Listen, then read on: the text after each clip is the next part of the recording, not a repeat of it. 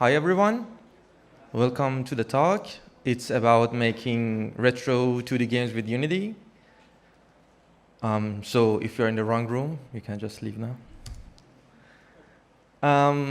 But please don't leave.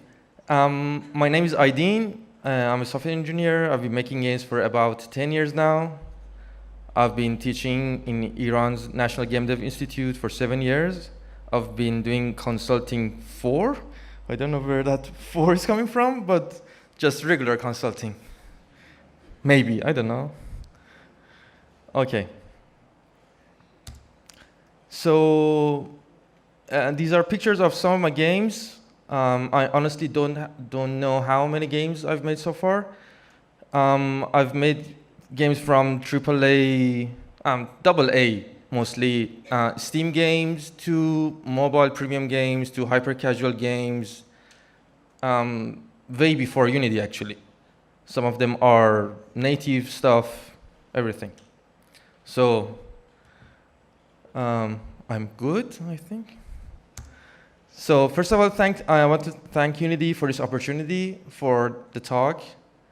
I can give here. Also, I gave a talk similar to this one last week at Unite India.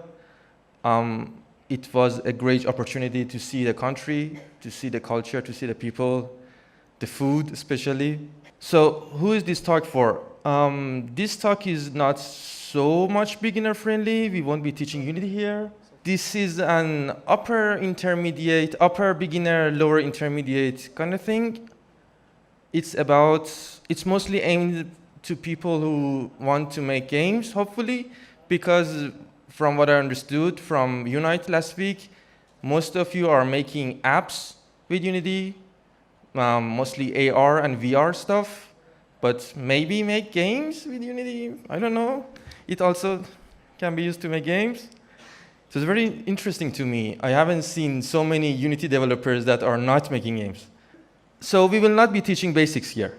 I assume you know what colliders are, what triggers are, what basic stuff are. I think you were here for editor stuff, so my talk is very basic. I'm ashamed. So how many of you know what is a retro game?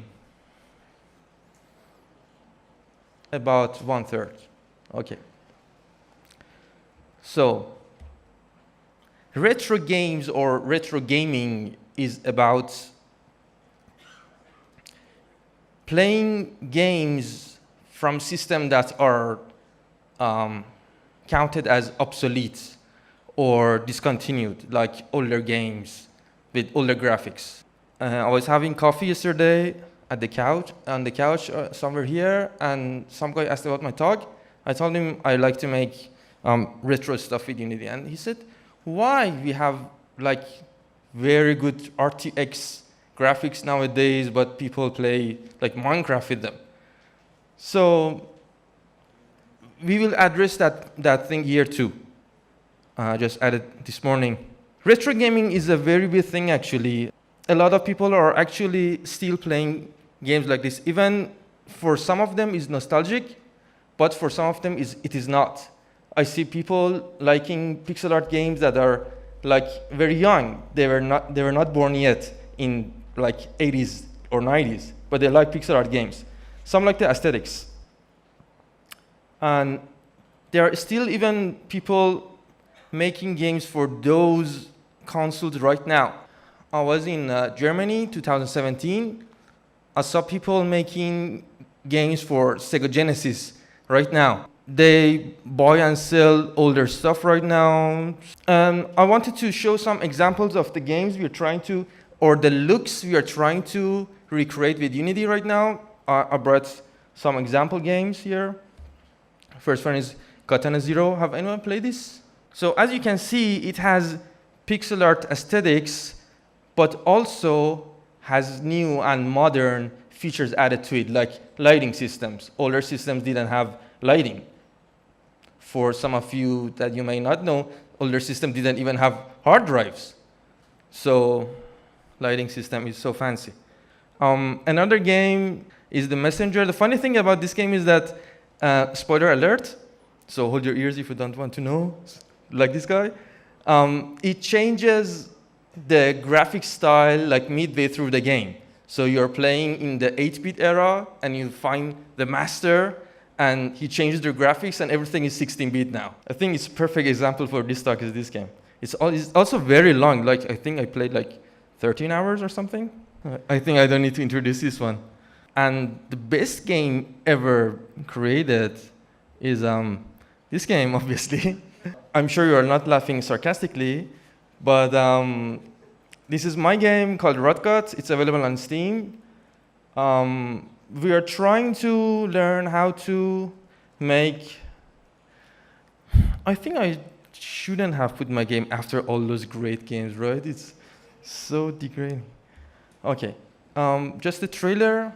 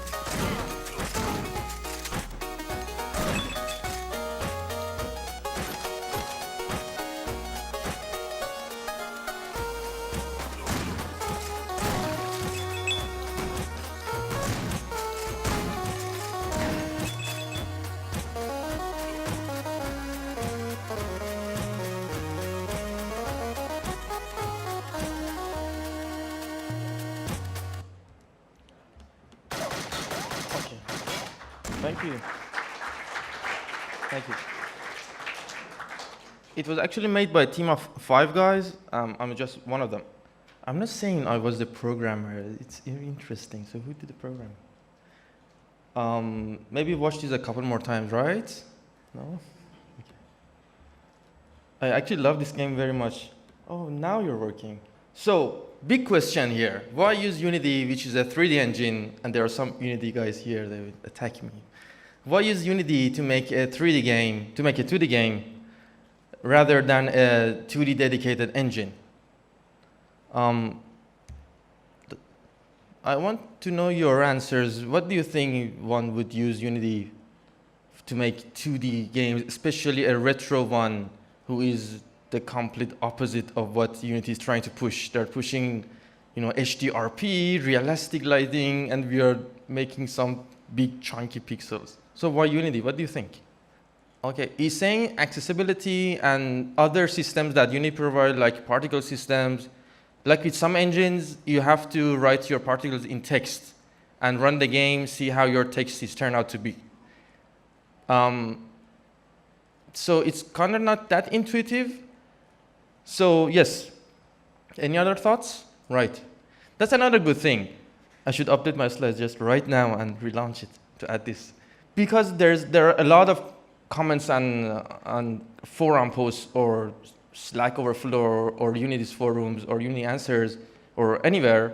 If you sometimes write your exact question, sometimes you find the answer. And it's very good. For example, if you want to add another programmer to your team, it's easier to find a Unity programmer than some other engines. It's very good.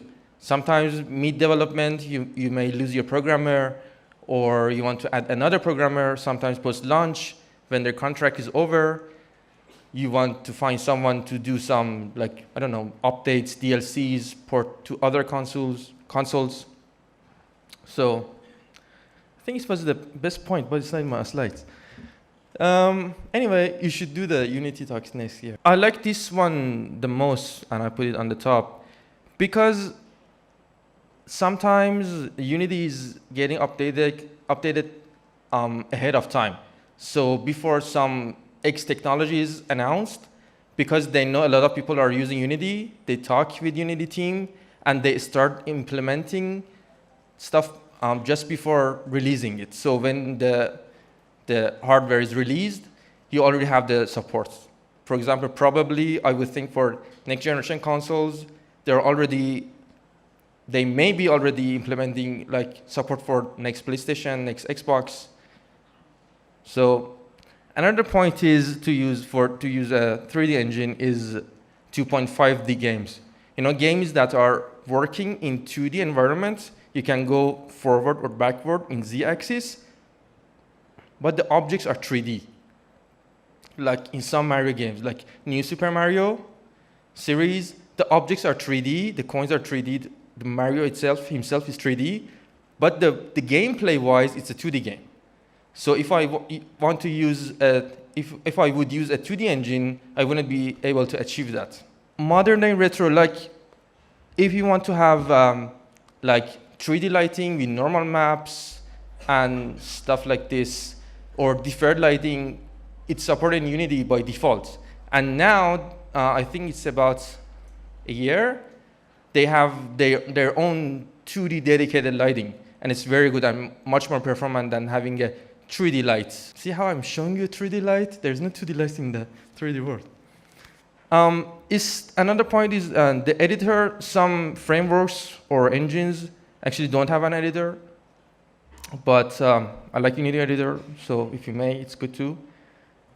Another point is Unity is using the same panels and subsystems for 2D games too. So if you already know 3D animation system, 2D one is very similar or uses the same panels or audio concepts or shaders. I like C#, and I think it's a very good programming language for making games. And if you learn C#, you can also develop apps.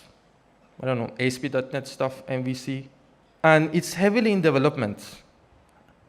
They are constantly updating, adding stuff, removing stuff, I don't know. And it's good. They are also introducing dots, so I would suggest you to check it out. Also, more related to this talk is Project Tiny, which enables you to generate very small executable files for your project if you're, for example, uploading to Facebook or you want to make a small HTML5 game. The overhead size is much lower, much smaller. Okay, so let's talk about Unity's dedicated 2D toolset. It consists of different parts. Sprites, tiles, tile sheets, brushes, collider tiles, and 2D lighting. We'll talk about each and every one of them in a second. From 2019.2 forward, we have something called Lightweight Render Pipeline, which will be renamed soon and changed to Universal Render Pipeline, which gives us true 2D lighting. And it's very fast and efficient. It also supports normal maps. So if you want to have something like this, so as you see, we are making a 2D game here, but we have modern day lighting and shadows and God rays or volumetric lights or materials. Even character is lighted. See the head is lighter than the body. It's casting shadow on itself. So that's normal maps. These objects are all 2D, but because they have a separate texture on them, it talks to the rendering system to say the light is coming from that way, so it would cast shadow on itself. So we are not using 3D objects, but we have a 3D feeling, right? Another part is coming very soon is shadows, because when you have lights, you need shadows, right? Funny enough, in computer graphics, when you have lights, it doesn't, like in real world, generate shadows. You have to do some work for shadows too. So it's coming, and it looks very nice. Another example for shading system, lighting system. So what's the sprite workflow for Unity? I should have this running in Unity. I'm very sorry because my baggage got damaged during the flight and I lost my laptop, blah, blah, blah. So best I could was record some video. The way we work with 2D, and it's very efficient, and it's still the same way that it used to be back in 80s, is called Atlas files. Atlas files are files consisted of different animation, hand-drawn usually, images, and when we import them to Unity, instead of using them at once, it's like a collection of smaller files. So we would tell Unity to cut this up, slice it, and dice it, and use each of them separately.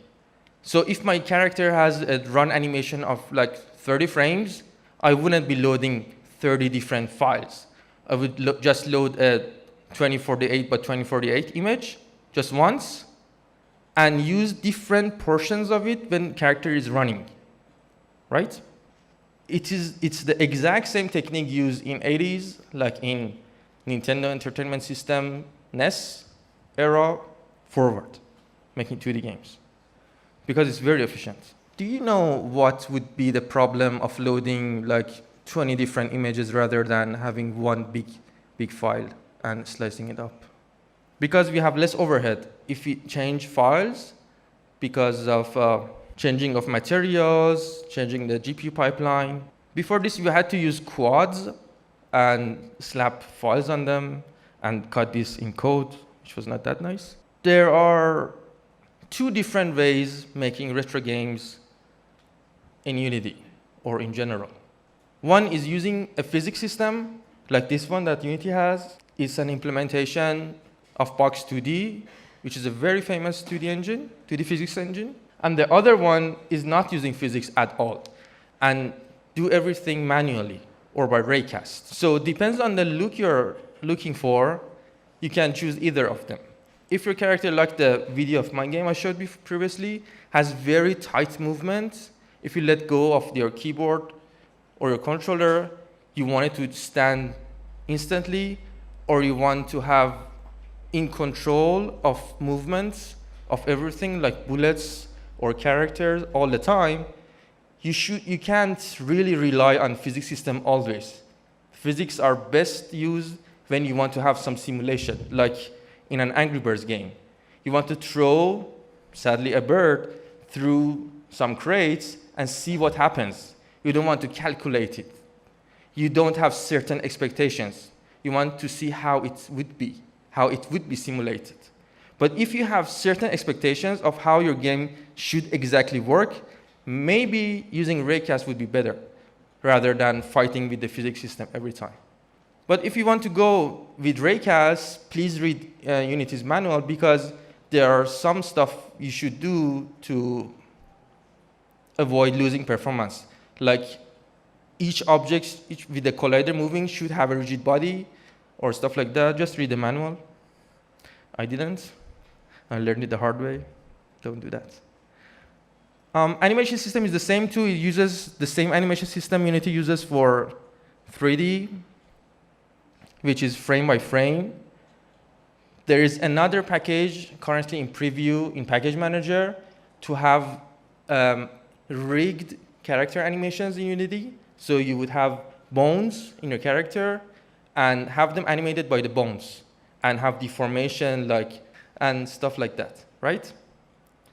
But for retro games, we usually just want to change frames. So you would say, if my character is running, start from this frame and play through that frame and repeat. If it's jumping, you can also use the animator to have some kind of state machine, right? Because now we have native 2D lighting, we can have much better particles. You can use the same particle system that Unity currently has. I think it was codenamed Shuriken. And there are certain configuration in Shuriken or in the particle system that you can use for 2D. For example, if in the trailer we saw when character shoots, it would the empty shotgun shell would bounce off and collide with the ground and bounce for a little. It's a particle, it's not a game object, because it would be very heavy. Imagine if you're shooting a machine gun, it would generate a lot of shells, right? So particle system is very good, but the problem is they usually don't have colliders, but right now we can have it. You just assign which layers it would collide with colliders, and it would collide. When you start importing your files or graphic files into Unity, they don't look good. Let's see why and how to fix it. First thing is pixel perfectness, which is every pixel in your drawing program or how your artist designed should represent as just one pixel in your final exported platform, like Windows exe file or Android. Some games don't care about this, honestly, and it's like a rabbit hole to have this perfectly as possible, like in 3D engines. But the least you can do is these. First of all, use these configuration files. You would say filter mode to point, so Unity wouldn't filter it at all. You would change max size to whatever your file is, and a little bit more, the largest number larger than your texture file. And resize algorithm to avoid compression deformations. And we absolutely want no compression whatsoever. Okay, this would make sure that the files would work in Unity as we would see them like in Photoshop or any drawing program, right? If we don't do that, Unity would think it's a texture file or a material, or a texture file, I'm sorry, so it would apply all kinds of different filters to make it sure it's not look pixelated. But what we want here is pixelation, right? So hopefully these save you some headache. So the first part was how to import files to make them work well in Unity. The other part is how to look at them, because it's a separate problem. Right now, we have a package in Package Manager called 2D Pixel Perfect. If you don't know Package Manager is like a plugin system for Unity. So instead of waiting for them to update and fix stuff for the next release or minor release, maybe they would update that certain aspect, and you could just have this or update it, and it would make the installation of Unity smaller. So there is a package called 2D Pixel Perfect. You would download and install it, and it would make sure that it would be like a component you would add to your camera system. So what it does is you tell it your reference resolution for your art is what, like 320 by 180 here. So it would render the whole game to a texture, and instead of working normally, you would see that texture on the screen. So it would work as a render to texture kind of thing. Before this, we had to do this manually, but right now, we have a package and it works perfectly. If you want, you can have pixel snapping, which I'll explain in next slide. So here's pixel snapping if you don't want to forget. One of the things this package fixes for us is when we want to rotate our sprites. Because sprites, when they're looking horizontally, they're fine. But if you want to rotate them, they would look like this. And it's plain wrong, because it shows we are watching the game on a very high resolution. So there are a lot of pixels here. What we want is this, to make sure we have, or we used to have, or seem to have much less pixels on the screen. So this is one of the advantages of using this package. Another part is pixel snapping. Pixel snapping makes sure that when Unity wants to decide how to render like 10 by 10 sprites on a 100 to 100 or 105 to 105, amount of pixels, how it would choose which pixels to light or which ones to light up, right? Some people don't even notice it, but if you're like crazy, you would know, like this one and this edge, see? Another thing is image compression. Do you remember when we fixed compression here? This part? This fixes this. It loses some of details in your art. Because our files is so small, it would prevent a lossy compression of files. So it's the difference between having a bitmap file or a JPEG file. JPEGs are very good. They look relatively good, but if you zoom enough, you see the artifacts. This would prevent all the artifacts in a file. And it's not that noticeable in high resolution images. That's why it's very widely used, JPEG files. But if your art is like just 10 by 10 pixels, any artifact is very much noticeable, right? So this would fix it. This would prevent it. This would, for max size, we're running out of time. So max size also prevents another artifact, as you can see. So let's see how we would import a tile sheet into Unity. Remember at the first of the talk when we talked about bringing in a very big file and chopping it up? So this is how we would do it. So usually pixel artists would put files like this online. So they're not different pixels, different files. They're just one big chunk of files. Or if you go to sites like Sprite Resources, sprite-resources.org, I think, you could see assets files of almost all 8-bit or 16-bit games there too. So maybe if you want to prototype with, I don't know, maybe Mega Man's art style, you could grab all textures. Or if you're nerd enough, you could extract the files, textures from the ROM itself. But that's a whole other problem. Let's not go there. So anyway, it would look like this, right? But it's not usable. If I drag this into Unity, it would be like this map of files, which would move. Not good. So what we want is to slice it into smaller files. We can do this in 3 ways.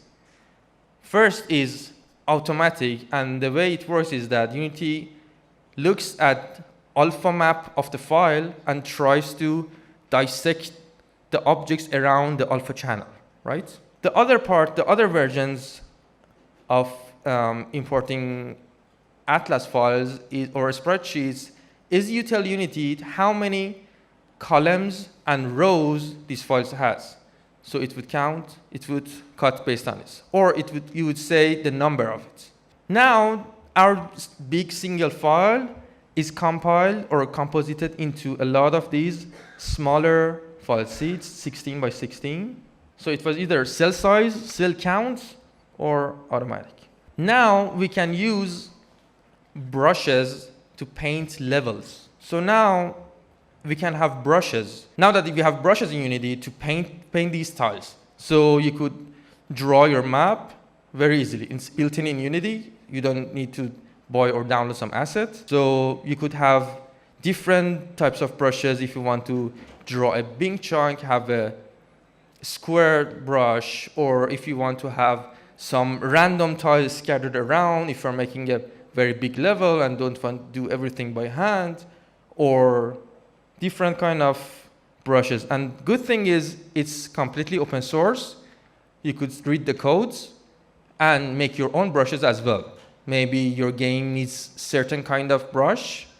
I don't know, maybe have a very big square of tiles, but each of the tiles are randomized. Right now, it doesn't exist in Unity, but you can code it yourself. And you can have different layers. And good thing is they can have different tile sizes. So if your base art file is like 10 by 10 pixels, your whole game doesn't need to be forced into 10 by 10 pixels. You can have different layers, different tile maps with different sizes. That's very good.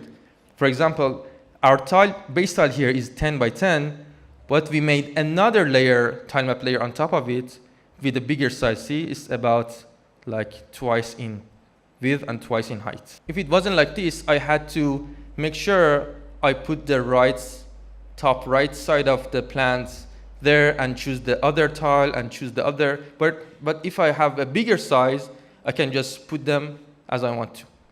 We can have cell padding. So if you don't know what it is, you probably don't need it. But if you know what it is, you should be happy. But it's just graphics, right? It's just visualization. We don't have physics right now. Our objects wouldn't collide with it, or players, right? So to make it collide, we need to have a collision system or a collider around the whole block. How we add it is to add a tilemap collider to our tilemap. Problem is, it would generate a small box around each and every one of them. And it's not very good because our character doesn't normally would collide with these inner tiles. It would collide with the outer ones, right? So there's another component called composite collider, which would combine all these meshes together. So you would have just one big mesh around your whole tile map. And the best thing is you can modify or remake itself during runtime. So if you're making something like Broforce, have you played Broforce? Broforce, if you shoot something, the world would change. So we could, like, when we detect the collision, we could destroy the tile, have some effect, and recalculate the bounding box of the tile system, right? Also, it's interesting and very usable if you want to make a map editor for a game. So players would be able to draw their map and during runtime, and the game would work. So these are all scriptable objects and very extensible brushes.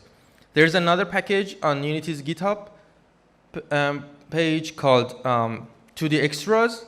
You can download all additional brushes made by Unity, like randomized brushes, sprays, line tools, and read their code and see how they work. If you want to have a brush that would insert prefabs instead of tiles, you could have this too. Imagine, like in Mario, if you want to have coins on the screen, coins are not tiles, they are objects. So you would need a special kind of brush to let you put prefabs on the screen, right? Another very nice things to have is rule tile. It's the tiles that change. Rule tile is how your tiles would change their behavior or their appearance based on the adjacent ones. So imagine in Broforce, if you destroy one part of the tile, you want it to have maybe change its form. So they're good. Animated tiles, blah, blah, blah. Also try, I think currently Unity has 3 different micro games. There's a platformer one you could just download. It's a very good tutorial. And you can apply all the things you've hopefully learned here about tile maps to make levels for it and mod it and upload it to Unity's site. Keep making great games. Thanks for listening. Thank you so much. Thank you.